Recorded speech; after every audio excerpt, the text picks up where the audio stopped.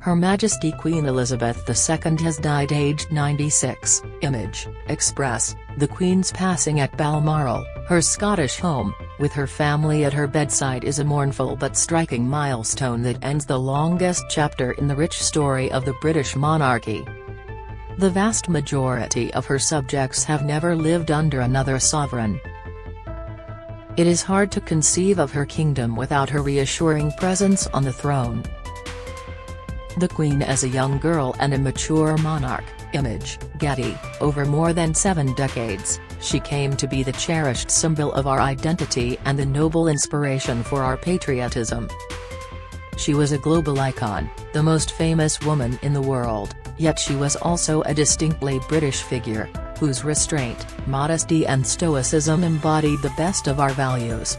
There was a touch of Kipling's poem If about her dislike of self-dramatization, an echo of Shakespeare's Richard II in her devotion to this sceptred isle, this blessed blot.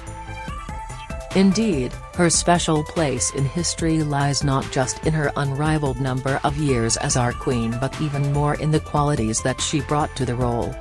With her spirit of self-sacrifice, her powerful moral compass and her innate attachment to duty, no one was ever better suited to the role of a constitutional monarch.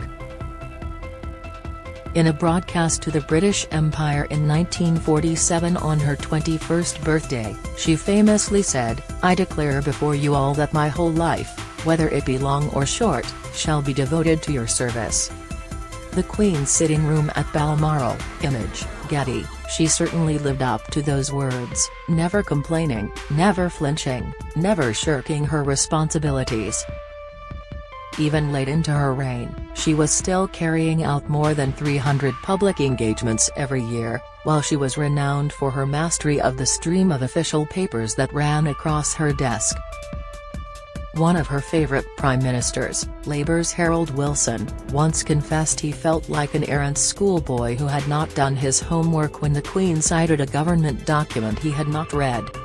The role of a constitutional sovereign is a delicate one since the position has no political power and requires the suppression of personal views while upholding the dignity of the crown. Yet the Queen was magnificent at this balancing act. She simultaneously managed to enhance her stature and avoid political controversy, partly through the wise expedient of never giving interviews, and partly through her own reserved dignity. The Queen is the longest-serving monarch in British history. Image, Getty. The Queen has died, what happens now? Funeral and mourning plans in full. Queen Elizabeth II has died at the age of 96, with the royal family's official Twitter account confirming the news this evening. There are official plans in place following her death, from where her body will be taken next, to how her funeral will be held. See the funeral and mourning plans in full here. After meeting her when she was just 3 years old, Winston Churchill wrote, "Princess Elizabeth has an air of authority and reflectiveness astonishing in an infant." Those characteristics were retained into adulthood and served her well, but central to her appeal was her capacity to serve as a force for continuity. She was a sheltering rock in stormy seas, a fixed star in turbulent skies. As the poet Philip Larkin put it, in times when nothing stood or grew strange, there was one constant good, she did not change. When Princess Elizabeth ascended the throne on February 6, 1952 after the death of her father His Majesty King George VI, television was in its infancy, the crime rate at its lowest ever level, the theatre subject to censorship, homosexuality illegal, family breakdown rare, and national military service compulsory. Average wage earners paid just 2.5% of their earnings in income tax or national insurance. Such was the social disapproval of divorce that the Queen's own sister Margaret had to abandon her relationship with Group Captain Peter Townsend because of his past failed marriage. Overseas, Britain still ruled a huge empire of 70 territories and had a colossal navy. Her reign saw a transformation on every front, for good or ill. The empire all but disappeared. Along with it went some of Britain's military might. The Queen loved to spend time at Balmoral. Image, Getty. The Queen was known for her love of horses. Image, Getty. In keeping with the Queen's own position, barriers to women in public life and the workplace were obliterated. The country became more diverse, socially tolerant, free, equal and prosperous, but also more debt-ridden, fractured, violent and individualistic. Although the Queen was unchanging herself and had to refrain from any partisan involvement in politics, she could make the influence of the Crown felt. Her coronation on June 2, 1953, for instance, was a potent catalyst for the expansion of television, which was watched by an estimated 27 million people. Fascinated by technology, Prince Philip helped push forward the boundaries of British science and engineering.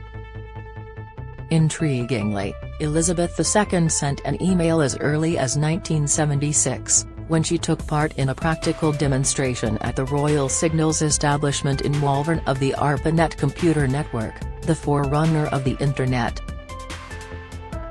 The Queen with HRH the Duke of Edinburgh at the state opening of Parliament. Image, Getty. Queen's first photo to the last, a life of duty. Elizabeth II became Queen at the age of just 25 and was the longest reigning British monarch of all time.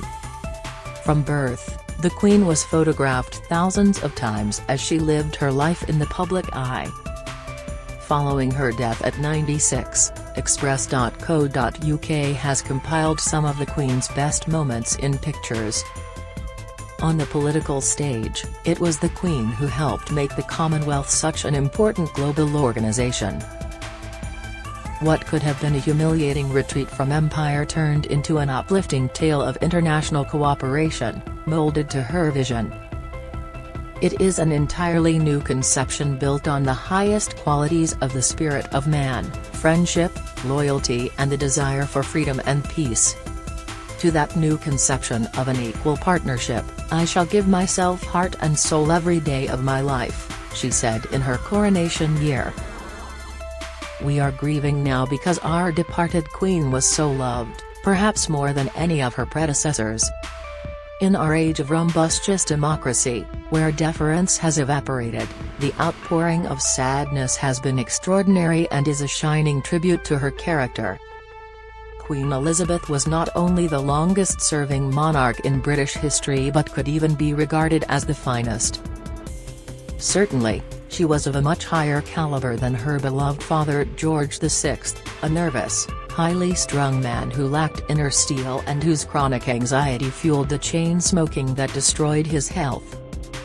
The Queen, Prince of Wales and Duchess of Cornwall on the balcony at Buckingham Palace. Image, Getty. His Majesty King George VI and HRH the Princess Elizabeth. Image, Lisa Sheridan /studio Lisa/Halton archive/Getty. At least he was a dutiful monarch, unlike his brother and the Queen's uncle HRH the Duke of Windsor, previously His Majesty King Edward VIII, whose abdication of the throne in December 1936 due to his infatuation with American divorcee Wallis Simpson was good for the country, given his idleness and Nazi sympathies.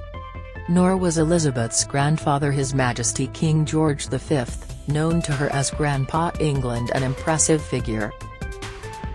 Narrow-minded, obsessed with uniforms and punctuality, he presided over a gloomy regime in which stamp collecting was his chief passion. The longest-serving monarch King George III was of nothing like the same stature as the Queen. Although he was credited with inventing the concept of the royal family as a devoted husband and father during his reign from 1760 to 1820, he was plagued by serious mental illness, lost the American colonies, failed to win widespread respect from his politicians and had to hand power to his dissolute son the Prince Regent. Mad King George lost the colonies. Image, Smith Collection /Gado/Getty. The rarity of the Queen's public interventions made them all the more telling when they happened. She was crucial in cementing the process of reconciliation in Northern Ireland with both her enormously successful visit to the Republic in 2011, when she delighted her hosts by speaking some words in Gaelic at an official banquet, and her decision in 2012 to meet Martin McGuinness of Sinn Féin, despite the IRA's murder of her cousin Lord Mountbatten in August 1979. "I hold her in great esteem for doing something that cannot have been easy for her," said McGuinness later, adding that remarkable woman has made a great contribution to peace in Ireland. The Queen is the most travelled monarch in history. Image, Getty. During the referendum on Scottish independence in 2014, she expressed the hope that people will think very carefully about the future. The separatist cause was narrowly defeated, much to the relief of David Cameron's government. Although her natural shyness meant she was never a natural public speaker, she had a gift of finding the right words for the occasion, notably at the height of the first wave of the COVID pandemic in 2020 when, in a broadcast to the nation, she quoted the words of the Vera Lynn wartime classic, "We'll meet again." Similarly, after the horror of the 9/11 terrorist attack, she sent a message of deep sympathy to the people of New York, which stated, "Grief is the price we pay for love." The Queen broadcasts to the nation during the COVID pandemic. Image, perhaps the most famous king of all, Henry VIII, was a paranoid dictator who spread terror at court and vandalized our cultural heritage in his fight with Rome, driven by vindictive, sexually incontinent egomania. Less repellent were many of the medieval kings, including Edward III, who promoted the status of Parliament, and Henry V, the victor of Agincourt, immortalized by Shakespeare. As for the queens, two stand out from the meagre ranks of female sovereigns. One is Victoria, who gave her name to an entire age through the long span of her reign from 1837 to January 22, 1901. But for all the historic resonance of her image, she cannot be compared to Elizabeth II.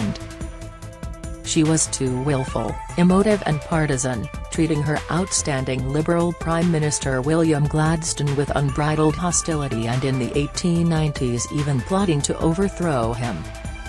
In dramatic contrast to the Queen, she grievously neglected her public duties after the premature death of her husband Prince Albert in December 1861. Share your memories and stories of Her late Majesty with the Express. The Queen was known for her devotion to the nation, but will also be remembered for her quick quips and her colourful fashion sense. Many fans across the nation will be in mourning today, and here at Express.co.uk we want to remember the brilliant stories we all have about the Queen. Click here to share your memories and condolences. Perhaps her strongest rival for first place in the pantheon of greatness is her namesake Elizabeth I, who presided over the defeat of the Spanish Armada in 1588, brought stability to England after a period of religious conflict, sacrificed her own romantic happiness to the needs of her nation, and enabled the arts, particularly the theatre, to flourish. She had both wisdom and vision. Of the lethal doctrinal disputes that plagued the 16th century, she said, "There is Jesus Christ, the rest is a dispute over trifles." She loathed the concepts of thought crimes and purity tests, saying that she did not want to make windows on men's souls. In her most famous pronouncement, her speech at Tilbury in 1588 before the conquest of the Armada, she declared, "I have always so behaved that, under God, I have placed my chiefest strength and safeguard in the loyal hearts and goodwill of my subjects. I know I have the body of a weak and feeble woman, but I have the heart and stomach of a king, and a king of England too." Those words could equally apply to Her Majesty Queen Elizabeth II. She deserves to go down in history as Elizabeth the Great. Such a title would be the ultimate recognition